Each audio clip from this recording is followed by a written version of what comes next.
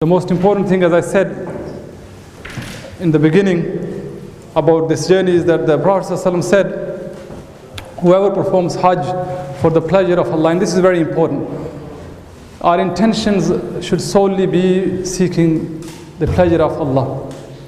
If there is anything mixed in that intention, then no matter if we spent 10,000 pounds, stayed in the most luxurious places, there is no Hajj. So the intention has to be seeking the pleasure of Allah, so that Allah may forgive us our sins. This sincerity is very important throughout this journey, inshallah. Whoever performs Hajj for the pleasure of Allah and therein utters no word of evil nor commits any evil deed shall return from it free from sin as the day on which his mother gave birth to him. Verily there shall be no reward for an accepted Hajj except Jannah. Now remember this, because it's very important. The reward of an accepted Hajj is what? Jannah. There is nothing less than that. The reward of an accepted Hajj is nothing less than Jannah. Now, as I mentioned earlier on, that this journey or Hajj is never going to be easy. The reason being, this is small letters, I don't think you'll be able to read this, but I'll go through this. The Prophet ﷺ said that when Allah created the hellfire and when Allah created the paradise, He sent Jibreel alayhi salam to go and visit, see the hellfire and also visit His paradise. After seeing paradise, Jibreel alayhi salam came back to Allah and he said, "Oh my Lord, after hearing and knowing about the delights of this place, who will remain out of it? Who will want to stay out of this place?" And then he was sent to see the hellfire, and after seeing the hellfire he came back to Allah and he said, "Oh my Lord, after knowing and hearing about this, who would ever want to enter this place?" So then Allah sent him back again the second time, and go and see the paradise again and the hellfire again. This time when Jibreel alayhi salam went and saw paradise, this time it was surrounded by hardship, difficulties, poverty. So Jibreel went back to Allah and he said, "Oh my Lord, I fear nobody will be able to enter this place, because Jannah is surrounded by difficulties, hardship."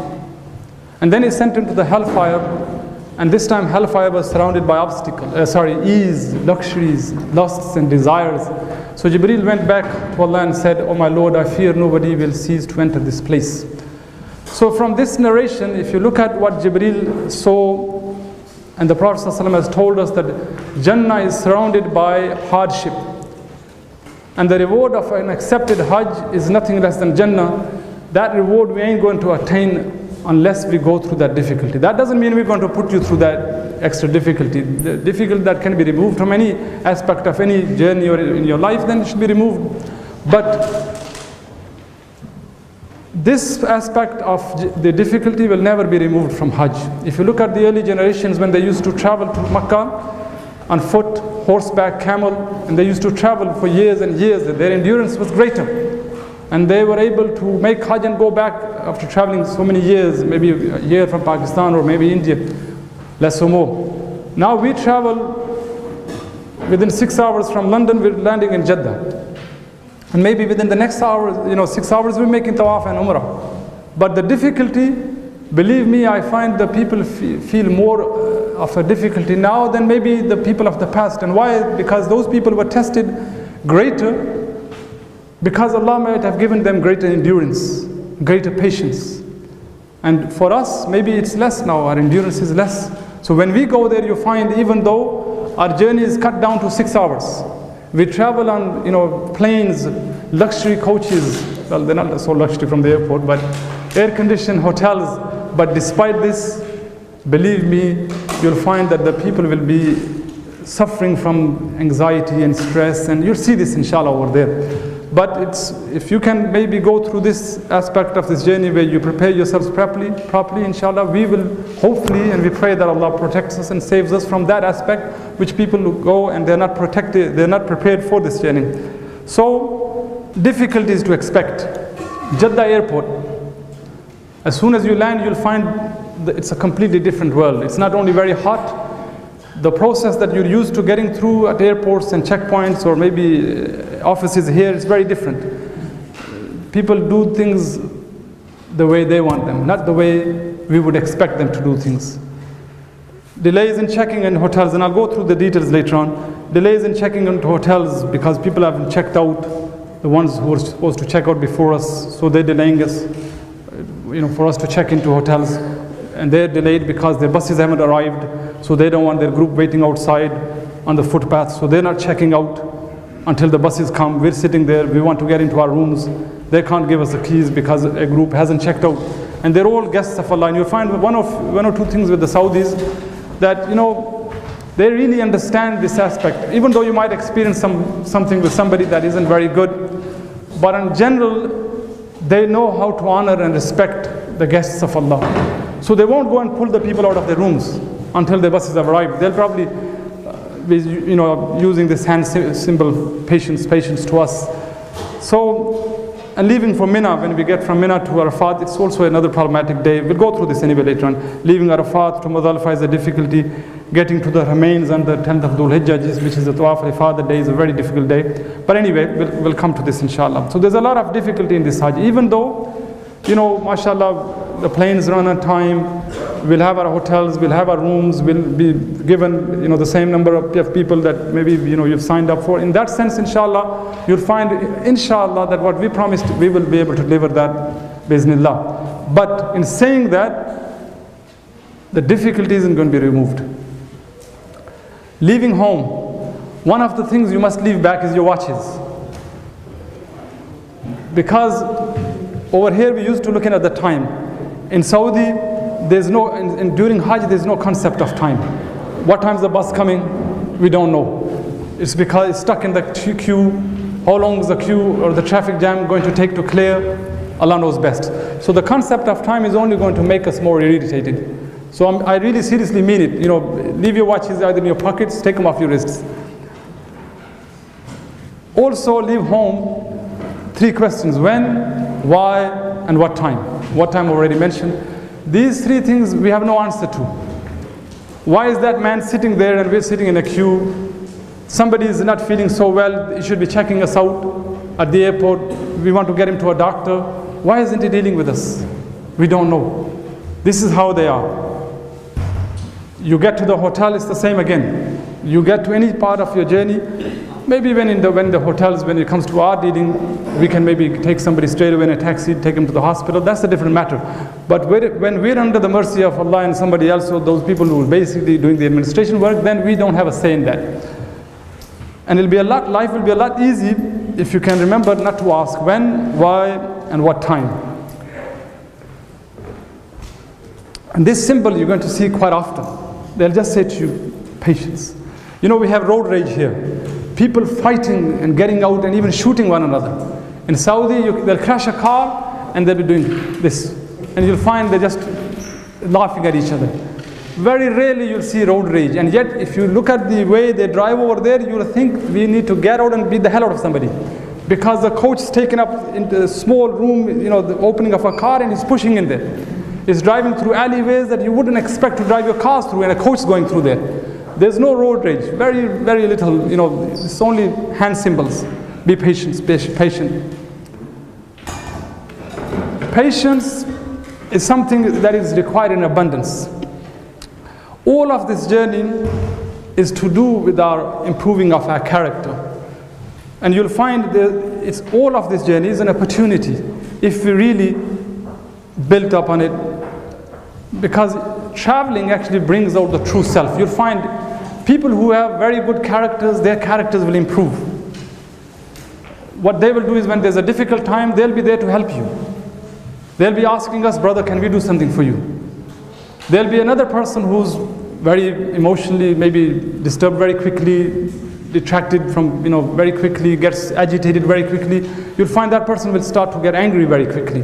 So this is actually a time and maybe opportunity to reform ourselves. For the one who's patient anyway, to improve his patience. The one who gets agitated and gets angry, for him to and her to get less angry. It's a great opportunity to work on this. Convert the time to maybe, like doing dhikr and just remaining patient, because the affairs of the believer, the Prophet ﷺ said, are strange.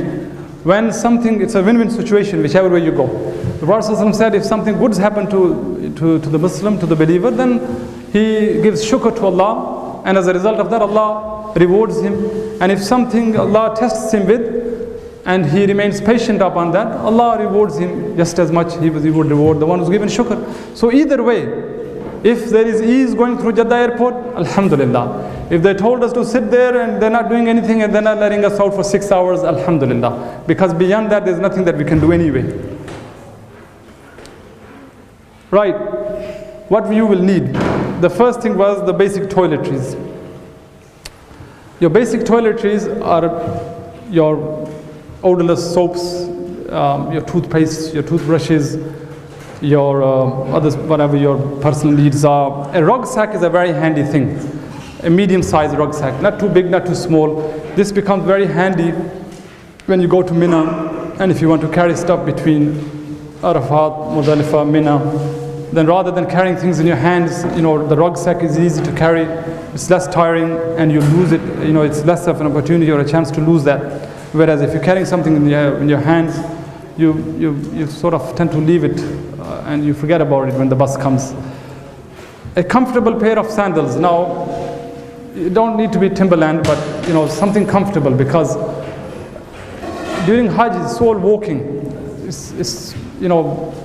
You'll walk for miles and miles anyway. Even when you're not in the days of Hajj, you still walk a lot. So a comfortable pair of sandals is a very important thing.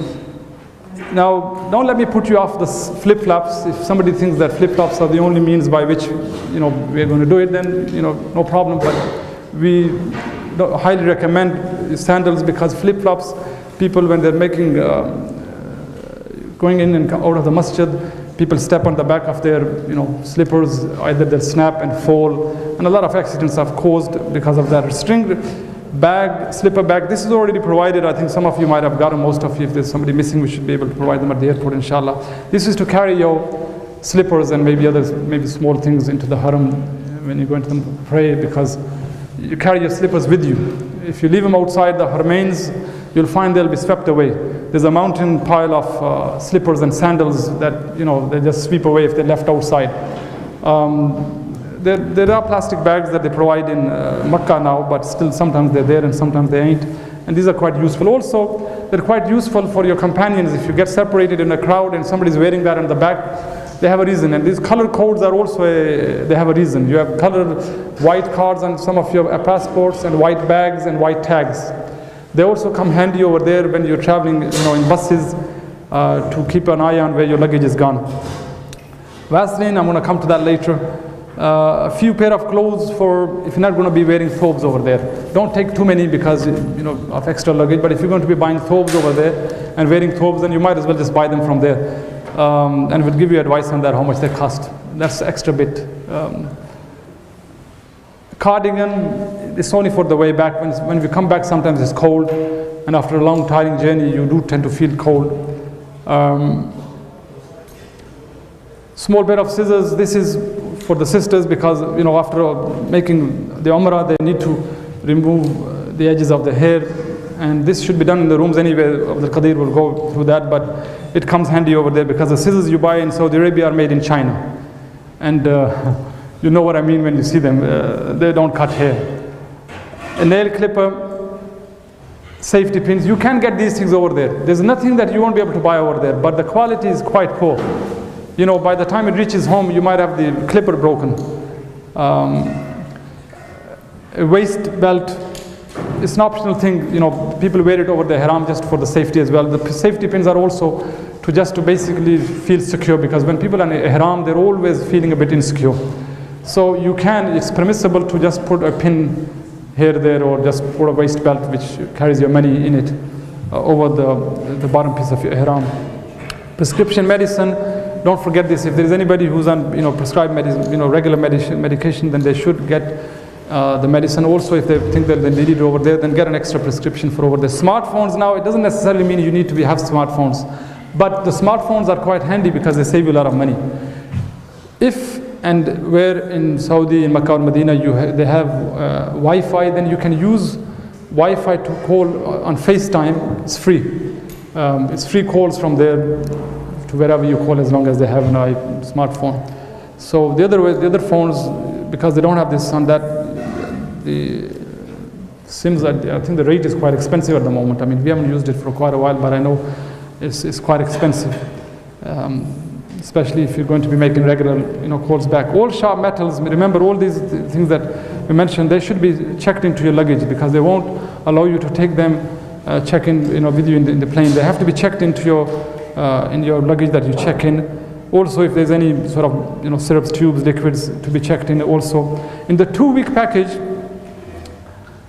the ones that be leaving, and I'll give the dates in a bit, inshallah, the ones that are leaving on the 2-week package, they shouldn't have their ihrams in their luggage that they're going to check in. They should either be wearing the bottom piece of the ihram, if they're wearing a thobe underneath the thobe, or they should change at the airport. Because when they fly, they'll be flying over the miqat. This is only for the 2-week package. The 2-week people who will be flying out on the 10th, they will be flying over the miqat when they land in Jeddah. So they should be in their ihram from the airport in London. As for us, for the 24th ones, they don't need to do that. They can check in their ihram into their luggage. Exchange about 50 pounds for Saudi riyals from here. Don't exchange too much. Do not put money or valuables in the luggage that you're going to check in. And this is very important, because the luggage does get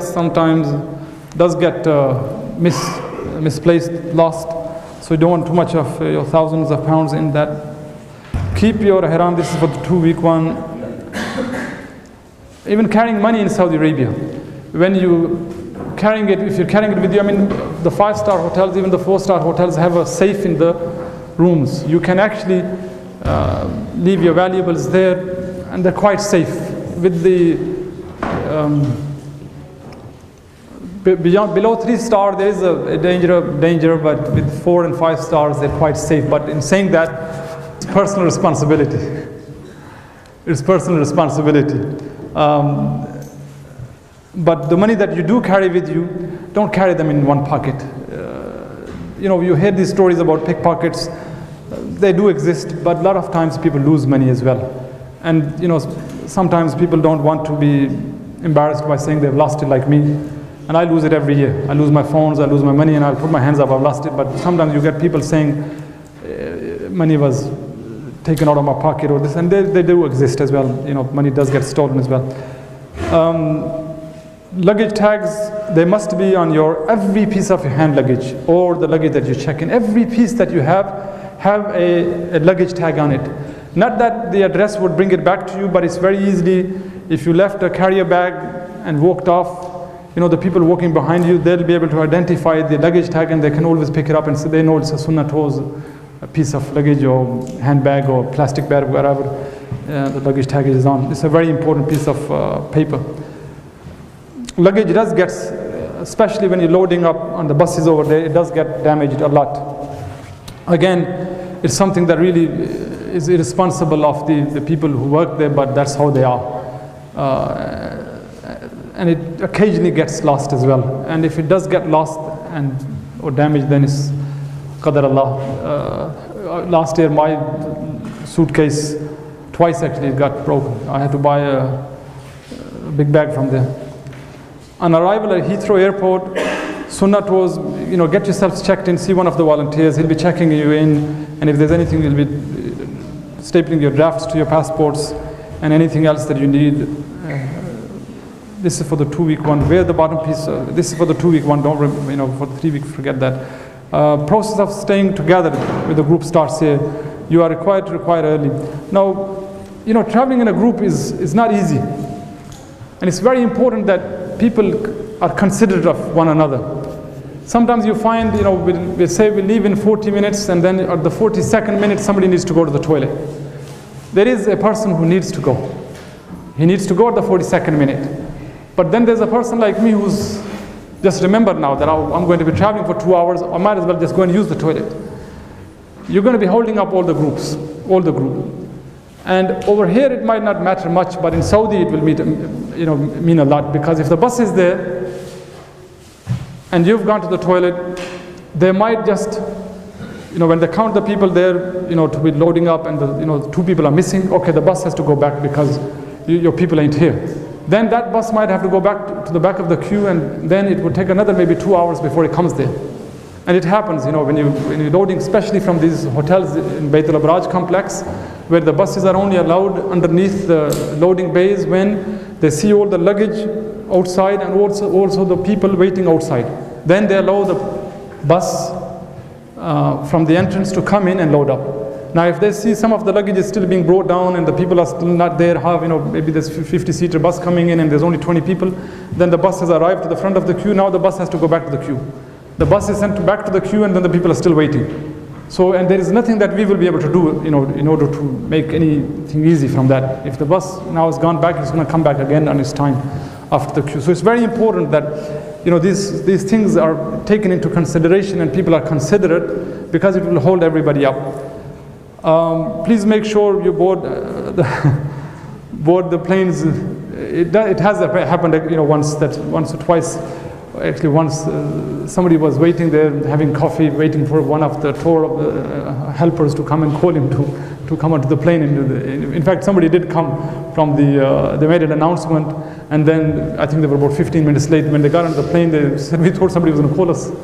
So make sure, when you've checked into the airport in Heathrow, you're basically, it's individual boarding as well. Make sure that everybody gets to the boarding area and then boards the planes and gets off as well. ID badges, will give them to you at the airport. Make sure you wear them all the time when you're in Saudi. They're very important. They have an emergency number on them. They have your name on that. It's for your own identification. And people, it's only when they experience the difficulty that they know the importance of a matter. So what we say is that it's quite an important piece of plastic. I already mentioned the passports. Do not remove anything from your passports, the numbers, the cards, the stickers.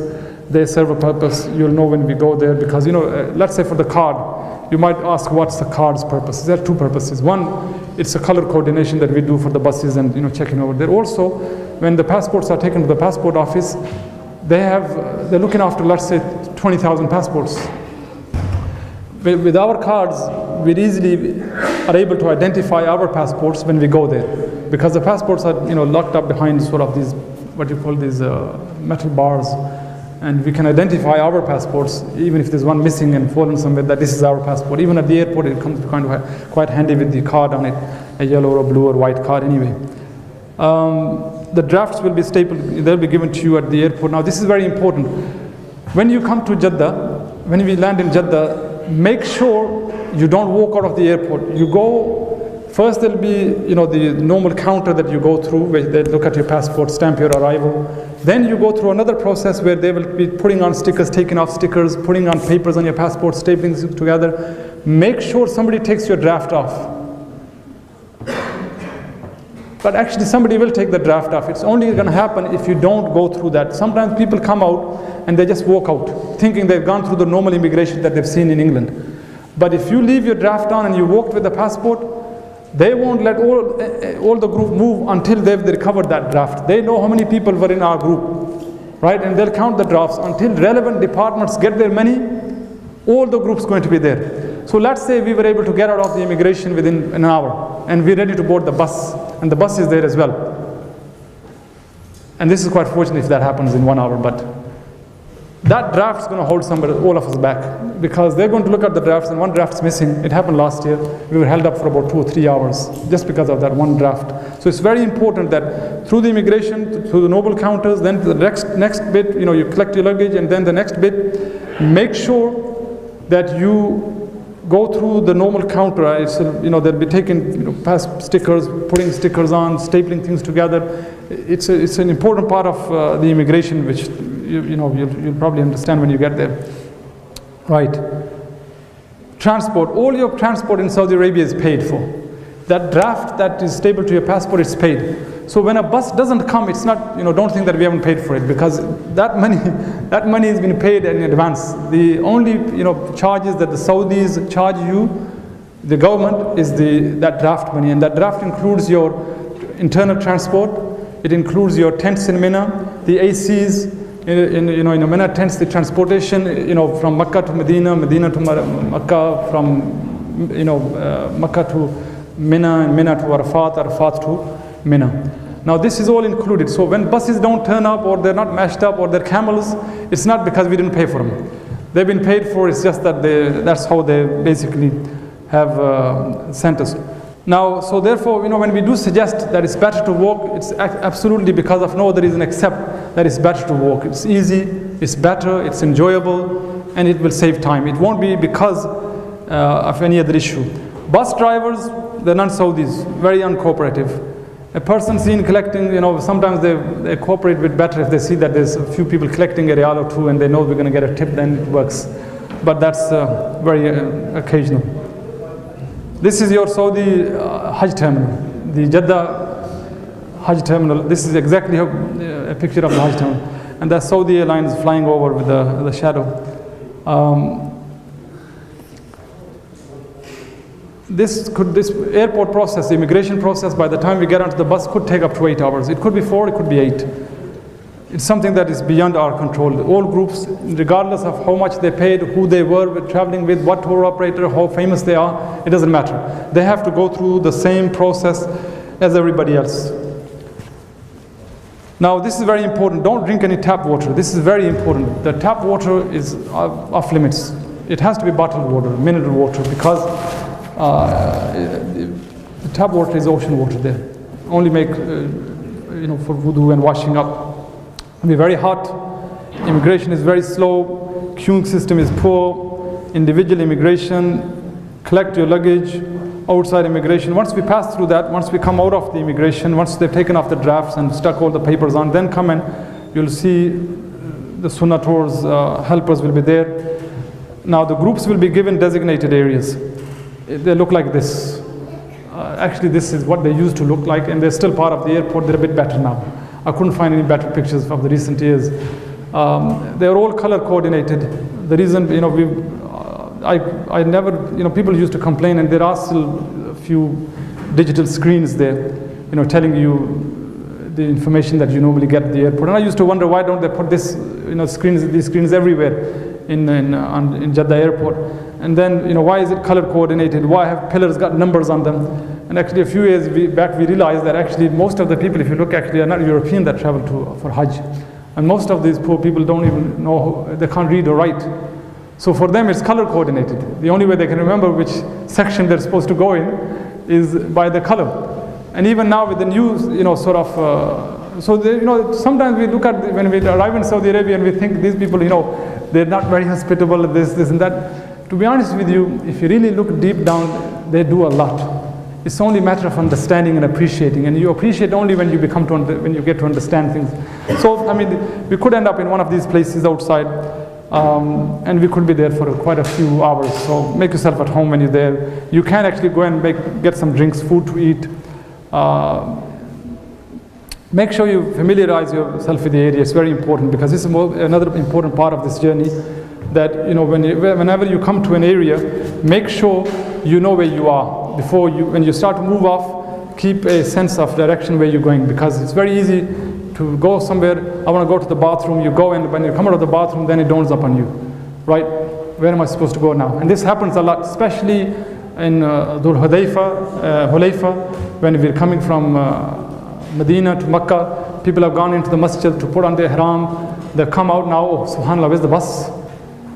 And then and we spent a couple of hours sometimes looking for people, because they didn't actually familiarize themselves, and they weren't paying attention as to where they were going once they came off the bus. So any aspect of this journey, wherever you are, whenever you're walking away from the group, from the designated place, area, whatever, make sure you're going and not just speaking to your companions, but you're also looking at where and how you got to the place you are, so because you need to get back to the place where you came.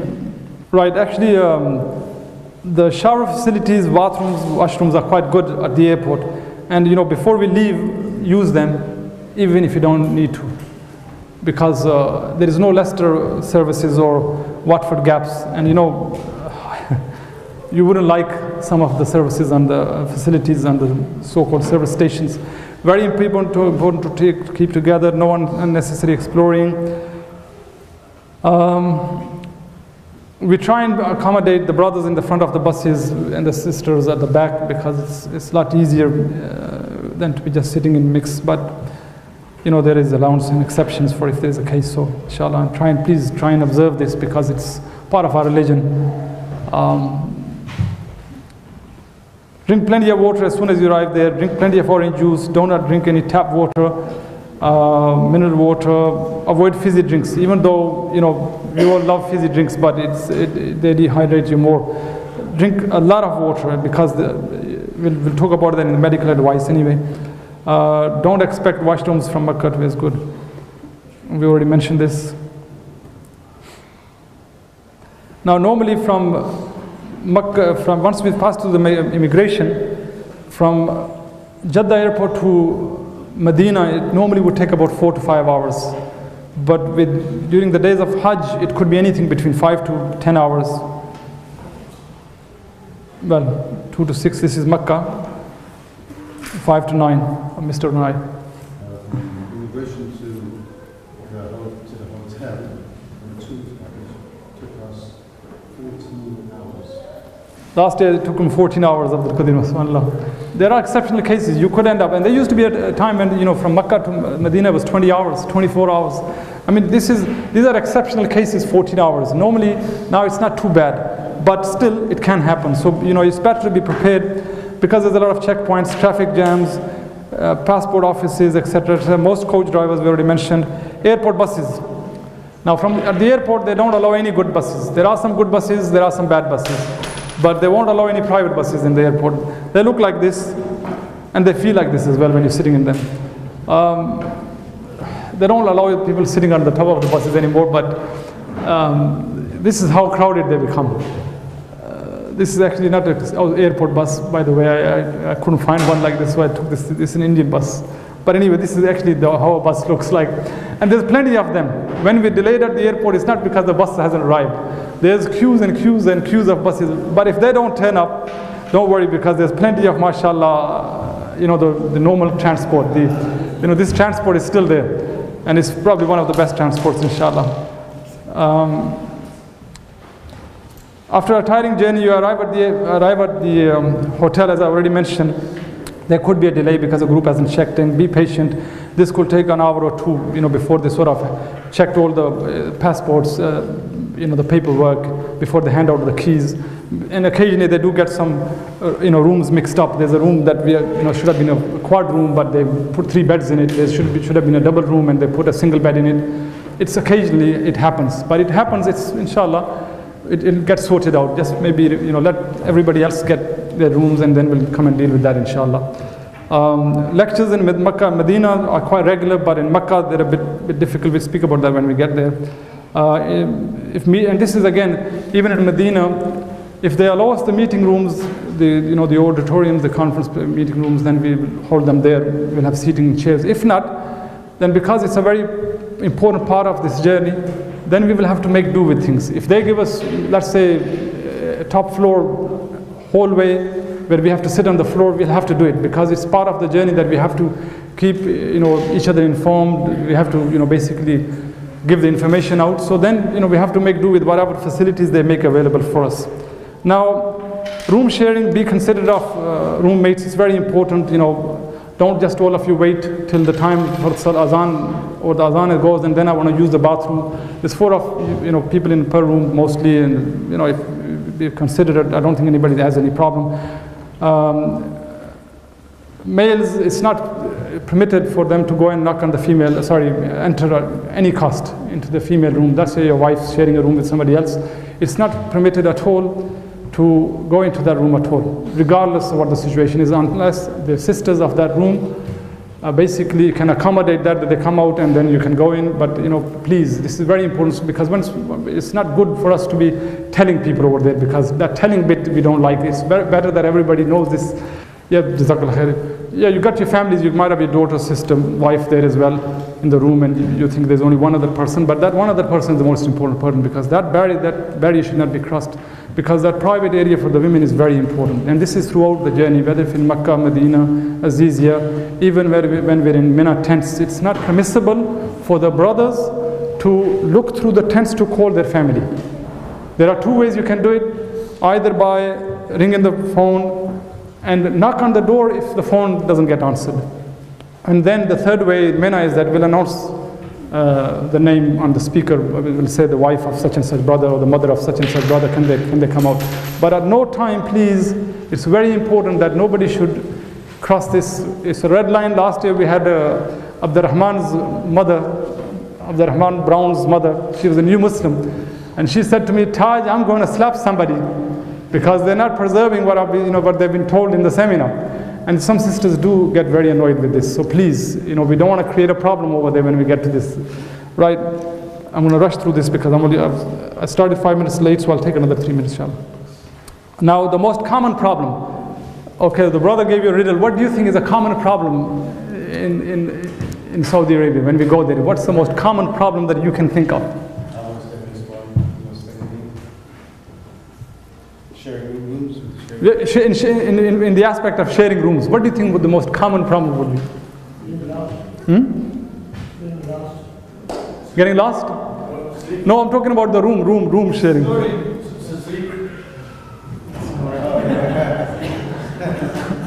This is the most common problem. If you think you don't snore, I guarantee you'll snore. The ones who don't snore, even they snore because of the tiredness. Everybody snores, but some to a greater level than others. And we've had brothers. You just come in the back, We've had, all these front rows, previous Hajjis anyway, they'll tell you about it. Last year we had a brother, and he had a friend, and he was a doctor. This brother snored so much that the Dr. Murad said, when I go back, I'm going to operate on him. I didn't know it was this bad. And it happens, but actually we have a more simpler solution, and that's I'm not joking about this. If you do have a problem with snoring, then they do become quite handy. They are, they can help. Because people who have a problem with somebody snoring in the room, there's no point asking us to change the room because the next room you go, there'll be somebody snoring there as well. And you'll be snoring as well. It's just a matter of time, when and how. Okay, hotels are not European standard. Groups check-in and cause delays. Hotel services are quite good. They respond better to your individual complaints. Text messages, means of staying in contact. I mean, this year, we said we'll give out Saudi SIMs, but this year they haven't sent any Saudi SIMs. We can't buy any from here. The reason is because, I don't know, they've said one of the new legislations that they brought in, that every Saudi SIM that people now buy has to be numbered, paired to a passport number. If that's the case, I don't think we'll be able to get one, but still somebody's promised us, but hasn't promised, but has said he's going to try. And if you get them, we'll still hand them out to you at the airport. But let's say if you couldn't that, and then you have to buy your individual Saudi SIMs over there, they're about maybe 25 riyals to begin with. Make sure you text us the number. The number would be on your card number, the Saudi number. It's a 05 number. Text all your numbers to that number, please, because it's one of the most important means of staying in contact over there. Or the other way would be, we'll only use other means if the text messaging fails. Keep an eye on the banners. These banners, we'll have them in the hotels. When you go into the restaurant, there might be notes on them talking about the ziyarah trip tomorrow, or check-in or check-out tomorrow. Whatever information that we want to give out, it will also be on the banners as well. Makkah is a place that we don't have much contact with each other because it's very busy. We don't have many lectures in Makkah because of the new legislation. They don't allow you any conference auditoriums or anything like that. So people and we leave them as well actually, because Makkah is a special place. So we leave you to your worship. Men and women will be praying in different areas in the harmains. So women, for the sisters, it's important that they, pair themselves up with some other, female friends. And it's quite important that when they do go to the masajid, they are with some company, because they're not going to be with their husbands or their brothers or their sons. They have to pray on their own in their own areas. And it's always safer and it's better for them to be with one or another two sisters together. Now, this is another thing I think Mataf area, when we will mention this in Makkah and Medina as well. Mataf area, when the azan goes, before the azan, they try to remove all the sisters who are making tawaf. So remember this is quite important, because what happens is you're making tawaf, and when the time for the salah comes, they'll start removing you. Don't fight them, because they don't allow any women to pray anywhere in between the men or in front of the men or behind the men. The women have to pray in their own area. And that's why they will clear off the mataf. So if you're making tawaf, you happen to be making tawaf, and they ask you to move off into your areas, move off, and when you've done your tawaf, salah, then come back and start from the position that you basically left it at. Money exchanges, there's plenty of sarafs. These people, the small huts around in Makkah and Medina. Makkah there's less now because of the new the new places that they're building. But in Medina there's plenty of them. In the side alleys from where we are in the hotels on the right hand side, you'll be going through, they're called money exchange. They're small little huts, and you'll easily note them. There'll be massive queues outside, people trying to exchange money. Laundrettes are quite close there as well. Pharmacies are plenty. These are places that I don't need to describe. You'll easily notice them. Barbers, again, restaurants in Makkah, you don't even have to leave the complex. They're within the P3, the third floor. In Medina, when we get there, they're just at the rear of the hotel. Getting lost is very easy. Getting found is very hard. Always arrange a meeting point. Now these meeting points, to be honest with you, now it's the hotel. If you're with your companion and you basically go into the haram and you say we get separated, okay, do what you want to do and come back to the hotel. Because before it used to be like further away and you used to get lost, and so the meeting point used to be a clock outside or this point, that point. What do you do if you get lost? Very simple, don't worry, drink some water, sit under a shade, get the phone out, call somebody, inshallah you'll be collected, you're safe, you're in the house of Allah, there's nothing to be worried about. These are the pictures of your hotel, Bait al-Abraj complex. Make sure you take a good look at them, so if Sunnah tours, bus stops that maybe at a different location, you'll be able to know, well, this wasn't what you showed us. This is for the 5-star, by the way, not for the 4-star.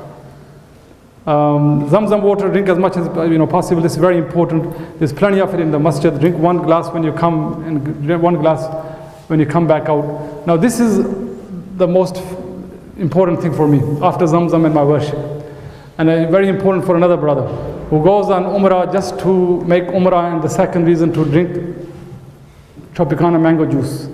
He spends about, and he's sitting here. He's sitting here. If you think I'm trying to tell a joke, I'm not seriously. He loves this mango juice so much that he says, my first reason for traveling is the Umrah. My second reason for traveling is because it's not available in England. And you won't laugh when you taste this. You'll know what we mean. Make sure you go to Bin Dawood supermarket and buy Tropicana mango juice. These are your pictures of the airport again. Day Arafat looks very busy. You can see it's hardly any places to move. Muzdalifah, it's exactly going to be like this. This is actually a walkway from Muzdalifah to Muzdalifah. Day of Arafat, leaving Arafat this morning is a problem, but we'll talk about this when we get to Makkah, inshallah. These are some of your images of the Jamarat complex. Mina, that's your tent valley. At the bottom is the picture of how the tents look.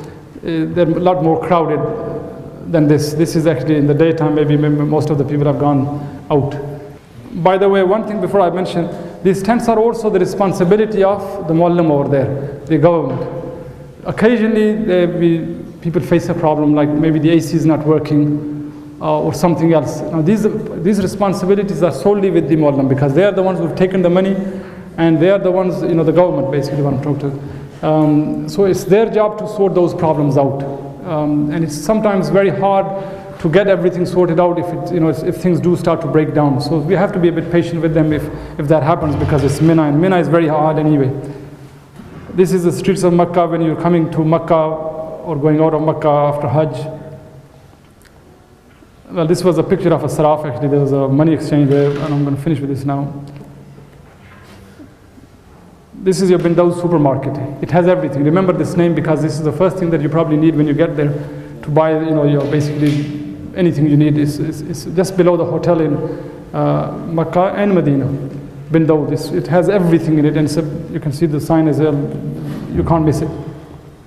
Just to basically keep you in the picture of what's to happen. The weather is going to be very hot, and as a result of that, as I already explained, there needs to be this understanding that people need to take a lot of water, drink a lot of water.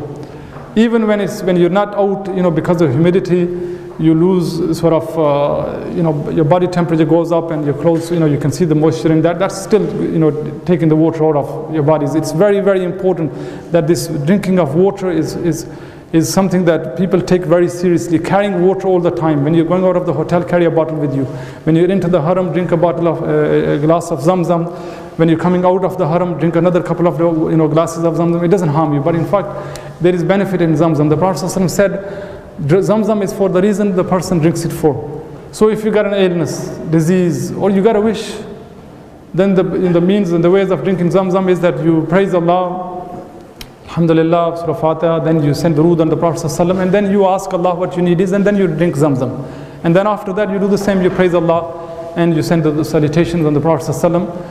So Zamzam is part of this journey all the way through. But when we're traveling like on ziyarah trips and Makkah and Medina in between that, carry water with you. It's very important. Some fruits, vegetation as well. Temperature is going to be in its 40s. Prescription medication, make sure you take it. Everything's available over the counter there. Most of the medication is available over the counter there. Some maybe that you can take from here is, maybe people sometimes have, diarrheas. You can take these anti-diarrhea tablets from here, capsules. You get them over there as well, but it saves you from queuing up at the pharmacies. Paracetamol, everything is available there, but just maybe a packet or two, just so that you don't have to be just queuing up at the pharmacies. It's very busy over there. A pair of good sunglasses, because the sun gets to your eyes, and people do tend to sort of get headaches from that. Treatment in the hospitals is free over there. I mean, most of the people that what they suffer from is colds, flus, temperatures. Most of this is treatable, with maybe like, normal just painkillers and things like that. If it becomes like infectious, then amoxicillin is available, over the counter there. We can try that. If something gets, serious, then we can go to the hospital. The hospitals are very good there. When you go in there, it's chaos, but the treatment is very good. It's free. Make sure everybody we have made copies of your passports as well, but please everybody make another 1 or 2 copies of your passports. Keep them with you, because 1 or 2 things they're required to see at the hospital is either a wristband, ID badge, or a copy of your passport. But even if you didn't have that, they'll still basically see you and admit you if they need to. And they're so good that if you were admitted in the hospital and on the day of Hajj you couldn't get out of the hospital, they would even send you an air ambulance if they could, and fly you into Arafat to make sure you get your Hajj done. They're very good in these sort of things, even in the hospitals. But on the appearance of it, it's like chaos. People aren't as you would wish them to be, because I don't know about BRI or the Birmingham hospitals, but when we go to R.A. hospital, the first instance you look at somebody, the staff there, you're almost cured because of the smile and how good they treat you here. But over there it's not very same, and you can appreciate the fact that they're going to be very, very busy. And if they were, basically showing their necessities to everybody, nicety to everybody, then I think they won't be able to cure anybody. Vaseline is a very important, a jar that you take with you, unperfumed, because when you're, especially in the state of ihram, and some people get this even when they're not in ihram, because when you're in the ihram, you're basically not wearing anything under that. But even when you are wearing clothes, it still happens. When it's dry over there, and as a result of that, you do a lot of walking as well. And because of that, you basically rub your thighs, the inner thighs, and it actually creates a problem that the pain is unimaginable. Really, it's unimaginable. It's something that may Allah protect and preserve you from it. It's something that really spoils your journey. So our advice would be that as soon as you land in the Jeddah, just go to the bathroom and apply some Vaseline in your groin areas. It's advisable. It creates a very, very bad problem. And if you find that Medina is not creating a problem, then you don't have to. But when you're in the ihram, then do apply some of the, a bit of, not a bit, maybe quite a bit of the Vaseline in the state of ihram. It's permissible as long as it's not, perfumed, just for keeping safe, because you don't want to get this rash. It's very painful.